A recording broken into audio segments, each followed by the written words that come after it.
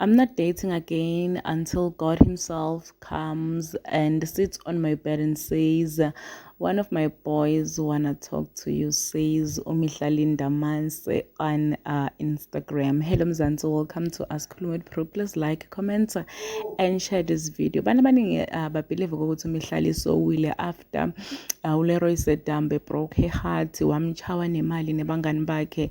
Wamshiya adry ke sana so uMihlali itori ukuthi uhire i-jackpot ngalesikhathi ecala kusanzana nendoda elishadile lekugama layo kungileroy wakasedambe lubekavana urada lobekashade na Mary Jane after i-breakup yakhe umogeli wanyamalela kancane laphana kuma-social media accounts and she's back and Mzansi abasayifili vibe yakhe njengoba vele nje bamkhuda kwasekucaleni kokuthi ihlukana nemadoda lashadile Mihlali and uMihlali didn't listen ke sana and nyalo ushare ipost lapha ku-Instagram raise ama-eyebrows lamaningi makathi akasafuni ukujola until iqhamuke uNkulunkulu atomtshela ukuthi one of bafana bami abafuna ukukhulumisa lokuvele kusiclarifyele ukuthi usingle umogele vele yena na Leroy Sedambe kwaphela finish. Please like, comment, share your thoughts down in the comment section. I will see you in the next one. I am signing out. Goodbye.